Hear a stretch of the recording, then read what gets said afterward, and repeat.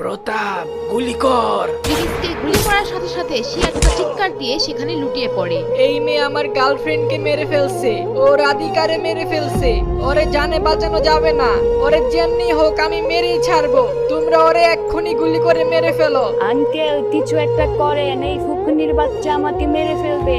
ও আমাকে পানির মধ্যে চুবাইয়া মারতে চায়। আরে মা, কোনো ভয় পাওয়ার কিছু নাই। মতিন চাগলা এখানে উপস্থিত, তোমার গায়ে হাত দেওয়ার মতো সাহস কারো আছে? একটুখানি পিচ্ছি পোলা ফু দিলে উইরা যাইব। আঙ্কেল, প্রিমিস আমার দিকে আসতেছে, কিছু একটা করেন। আঙ্কেল, চালু কিছু করেন। প্রতাপ, গুলি কর। প্রিমিসকে গুলি করার সাথে সাথে সে একটা চিৎকার দিয়ে সেখানে লুটিয়ে পড়ে। এই কাহিনী দেখে চারুর সাথে থাকা বন্ধুরা ভয় পেয়ে যায়। প্রিমিসকে গুলি করা দেখে চারু অনেক খুশি হয়ে যায়। আর এইদিকে প্রিমিস গুলি খেয়ে ব্যথায় কাতরে থাকে। কিরে ফকিন্নির বাচ্চা, এইবার তোর পাওয়ার কই গেল? তুই না আমাদের পানিতে চুবাইয়া মারতে আসছিলি? বেচারা গার্লফ্রেন্ডও হারাইলো, এখন নিজের জানটাও হারাইবো। তোদের মতো ফকিরদের এই অবস্থায় হওয়া উচিত। প্রিমিস তার পায়ে গুলি খাওয়ার পরও সে ওইভাবেই কাতরাতে কাতরাতে চারুকে মারার জন্য সামনের দিকে যাচ্ছিল।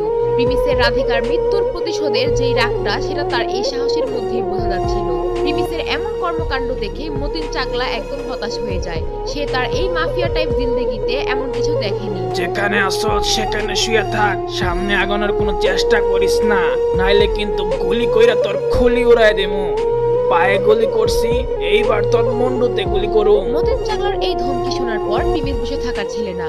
মতিন চাগলা প্রিমিসকে চিনে না, প্রিমিস কি জিনিস। চারু যখন দেখে প্রিমিস কোনোভাবেই থামছে না, তাই সে তার আঙ্কেল মতিন চাগলাকে কিছুক্ষণ আগে ঘটে যাওয়া রাধিকার সাথে সব ঘটনা খুলে বলে। তুই শুধু সামান্য একটা মেয়ের জন্য পাগলামি করতাস। যদি এই মেয়ে মইরা যাইয়া থাকে তাইলে কি এমন হয়ে যাইব?